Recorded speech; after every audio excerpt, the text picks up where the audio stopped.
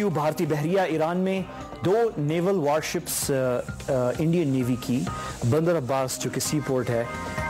Iran में, वहाँ पे वो पहुँच गई हैं। कुछ 2 दिन उनको हो गए हैं वहाँ पे मेरे ख्याल में, और ये 3 या 4 दिन का दौरा है जिसमें कोई मिलिट्री एक्सरसाइजेज और दूसरी मुलाकातें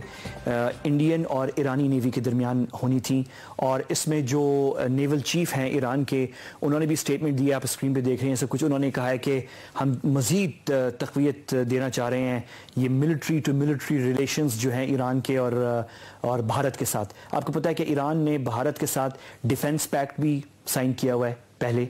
और अब ये बहुत बड़ी प्रोग्रेस है ईरान के लिए डिप्लोमेटिकली, क्योंकि जो हमारे ट्रेडिशनल जो हमारे ताल्लुकात ये ईरान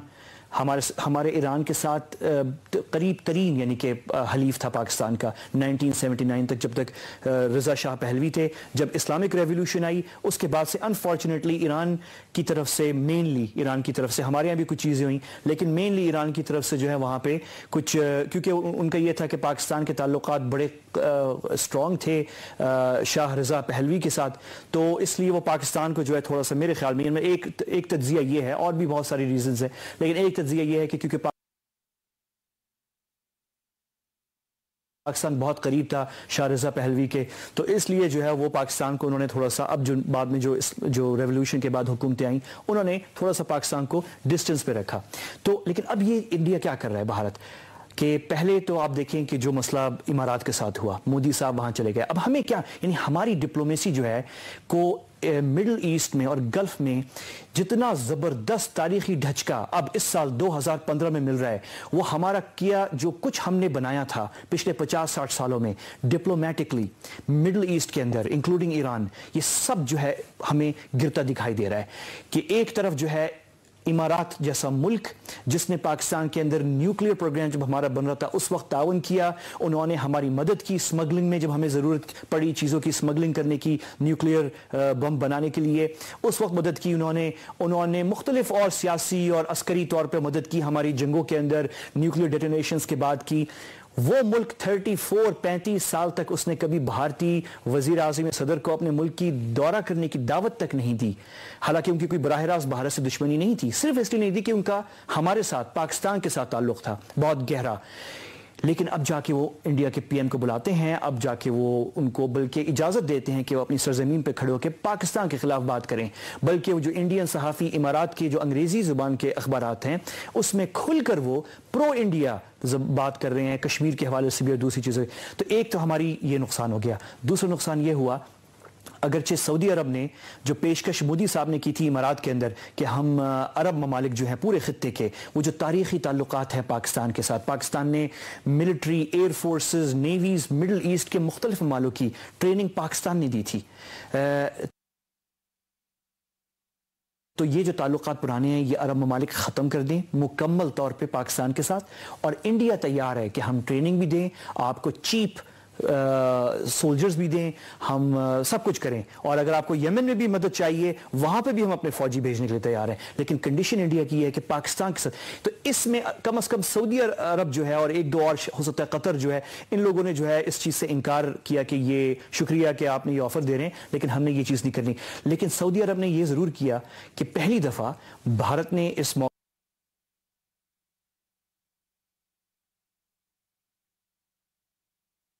कैसे फ़ायदा उठाते हो ये जो यमन के ऊपर जो मसला हुआ पाकिस्तान का और गल्फ जीसीसी स्टेट्स का, कि हमने सपोर्ट नहीं की उनको, तो उन्होंने पहली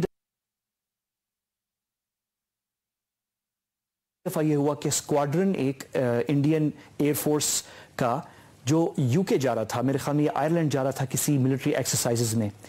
पहली दफ़ा वो सऊदी अरब के एक बहुत बड़े एयरफोर्स बेस में लैंड किया थोड़ी चंद घंटों के लिए, और एक कर्टसी कॉल जैसे होती है वो कर्टसी कॉल थी, और फिर वो वापस उड़ के यूके चले गए अपना ट्रिप मुकम्मल की। लेकिन ये एक तारीखी वाक़या था, पहली दफ़ा ऐसा हुआ है कि इंडियन एयरफोर्स जेट्स जो हैं वो एक सऊदी एयरबेस के अंदर लैंड किए हैं, अगरचे वो सिर्फ कॉल के लिए थे या एक कर्टसी कॉल थी। और अब तीसरी चीज़ ये हो रही है कि ये नेवल वारशिप्स जो हैं ईरान भी आ रहे हैं। सवाल ये उठता है कि हम क्या कर रहे हैं, हमने क्यों मिडिल ईस्ट को खाली छोड़ दिया भारत के लिए कि वो जो कुछ करना चाहे वो करे। बात अनफॉर्चुनेटली सारी घूम फिर के फिर आ जाती है येमन के ऊपर कि येमन पे हमारी क्या पॉलिसी रही है। अब ये बार बार मैं खुद थक गया हूँ इस बात को दोहरा के, लेकिन क्विकली जो है मैं एक रिकैप करना चाह रहा हूँ कि एक सिंपल सी बात है, हमने येमन में बहुत बड़ी गलती की है। वहाँ पे हमने अपने यहाँ इसको कोई सेक्टेरियन इशू बना दिया, जबकि तमाम पाकिस्तानियों का मफाद जो है, चाहे वो पाकिस्तानी सुन्नी हो, चाहे वो पाकिस्तानी शिया हो, चाहे वो पाकिस्तानी अहले हदीस हो, किसी भी फ़िरक़े से ताल्लुक़ रखते हो, किसी भी सियासी जमात से, इन तमाम पाकिस्तानियों की सबसे बड़ी तादाद दुनिया भर में गल्फ में है। $14 बिलियन जो है रेमिटेंसेस हमें आते हैं। लाखों घर हैं जो यहाँ पाकिस्तान में आबाद हुए हैं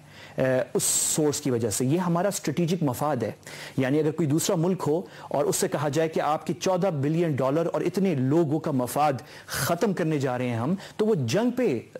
चढ़ जाए, जंग करने चला जाए कि यार ये तो हमारा स्ट्रेटेजिक इंटरेस्ट है, ये रेड लाइन है हमारी, इसे आप क्रॉस नहीं कर सकते। अनफॉर्चुनेटली किसी ने सोचे समझे तरीके से यहाँ पे एक इशू खड़ा किया गया, मिसअंडरस्टैंडिंग पैदा की गई, और हम जो एक अपना तारीखी किरदार पाकिस्तान का मिडल ईस्ट में रहा है, पाकिस्तान ने हमेशा मिडल ईस्ट में बड़ा ज़बरदस्त किरदार किया है सबके साथ, अरब कंट्रीज़ हो, ईरान हो, तुर्की हो, सबके साथ हमारा एक स्ट्रेटेजिक रिलेशनशिप रहा है। येमन में एक चीज़ गलत हो रही थी, उसमें पाकिस्तान का रोल, जंग में बेशक हम ना जा सकते थे, ना अच्छी बात है कि हम जाएं, हमारे अपने मसाइल थे, लेकिन दोस्तों को मनाने के 100 तरीके होते हैं, वो हम मना सकते थे और कोई हमसे नाराज़ नहीं होता। ईरान बिलखुसूस तो कभी नहीं होता, क्योंकि पाकिस्तान और ईरान की जो रिलेशनशिप है वो इतनी ज़बरदस्त है, इतनी रिजिलियंट है कि अफगानिस्तान में हम और ईरान दो मुख्तलिफ पार्टीज को सपोर्ट कर रहे थे, एक दूसरे के खिलाफ थे, और जब हमने पाकिस्तान ने ईरान से कहा कि आप अफगान तालिबान को सपोर्ट करें क्योंकि हम इंडिया का इन्फ्लुएंस करना जा रहे हैं, तो ईरान ने नॉर्दर्न अलायंस को सपोर्ट किया।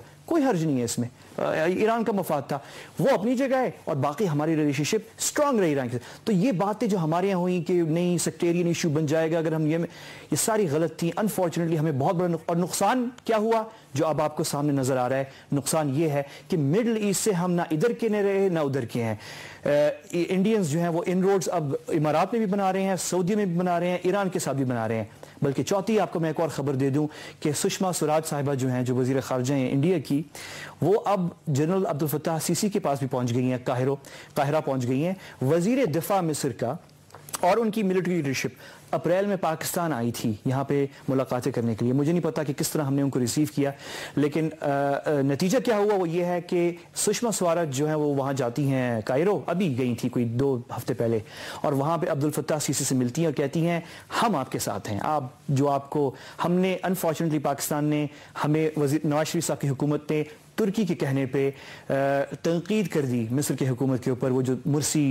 का वज़ीर आज़म मुर्सी का मामला है, उनके अंदरूनी मसाइल है, हमारा उसमें क्या था लेन देन मुझे नहीं पता। तुर्की का ज़रूर है क्योंकि उनके जो वज़ीर आज़म एर्दोगान साहब, जिनका पाकिस्तान में हम सब एहतराम करते हैं, उनकी हुकूमत जो है वो मुस्लिम ब्रदरहुड से करीब है, उनके ताल्लुकात हैं साबिक़ वज़ीर आज़म मुर्सी के साथ, ये उनका मामला है। हमारा क्या मामला था कि हमने मिस्र के अंदरूनी मामला में मुदाखलत की, जिस पे मिस्र ने सख्ती से नोटिस लिया, बड़ा इसको रद्द किया इस बात को कि पाकिस्तान क्यों हमारे अंदरूनी मामला में मुदाखलत कर रहा है। तो हमने वो भी कार्ड अपना जला दिया। मिस्र एक बहुत बड़ा अरबी मुल्क है, मिडल ईस्ट के अंदर उसका बड़ा असर रसूख है। हमने यमन के मामले पे GCC कंट्रीज़ के साथ सब कुछ अपना वो कर दिया एक साइड पे। ईरान के साथ अब देख रहे हैं, वहाँ पे ईरान के साथ हमारे ताल्लुकात अच्छे हैं, लेकिन क्या हम समझ रहे थे, यानी क्या अब इधर भी इंडियंस जा रहे हैं, वो भी जाके वहाँ पे किश्ती अपनी वो वारशिप्स पहुँचवा दिए और एक्सरसाइजेज हो रही हैं बलूचिस्तान के बिल्कुल करीब, बाय द वे ग्वादर के बहुत करीब। तो हम कहाँ हैं मिडल ईस्ट में, यानी हमने सब कुछ खो बैठे हैं वहाँ पे। अभी भी वक्त है कि ईरान हो गया, गल्फ हो गया, GCC सऊदीया हो गया, इमारात हो गया, यमन के ऊपर पाकिस्तान के बड़े क्लियर पोजीशन होनी चाहिए थी, और वो होनी चाहिए। और अभी भी वक्त है कि हम इस पे एक्शन लें, दोस्तों के साथ खड़े हों और सबके साथ बना के रखें तरीके से। और कोई आपसे नाराज नहीं हो रहा, लेकिन स्टैंड लें, खड़े हों, अपने मफादात का तो प्रोटेक्शन